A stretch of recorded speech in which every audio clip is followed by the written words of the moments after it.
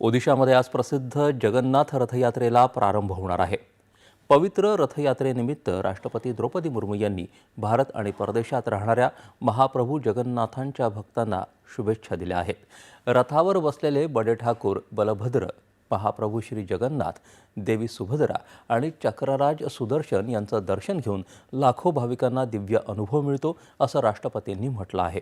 या शुभप्रसंगी संपूर्ण जगात शांती, मैत्री आणि स्नेहाचं वातावरण राहावं अशी प्रार्थना महाप्रभू श्री जगन्नाथांकडे राष्ट्रपतींनी केली आहे। ही भव्य यात्रा पुरीतील जगन्नाथ मंदिरापासून सुरू होते आणि गुंडीच्या मंदिरापर्यंत जाते। असं मानलं जातं की भगवान जगन्नाथ वर्षातून एकदा त्यांची बहीण सुभद्रा आणि भाऊ बलभद्र यांच्यासोबत त्यांच्या मावशीच्या घरी गुंडीच्या मंदिरात जातात। रथयात्रेच्या एक दिवस आधी हजारो भाविकांनी मंदिराच्या सिंहद्वारावरती गर्दी केली होती।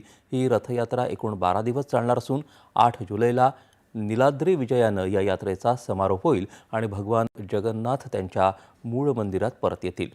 ही रथयात्रा 12 दिवसांची असली तरी त्याची तयारी काही महिने आधीच सुरू होते। या रथयात्रेदरम्यान अनेक धार्मिक विधी, अनुष्ठानं आणि विशेष कार्यक्रम आयोजित केले जातात। यानिमित्त गुजरातमध्ये देखील रथयात्रा निघते। अहमदाबादमध्ये गृहमंत्री अमित शाह यांनी जमालपूर मंदिरात मंगल आरती केली।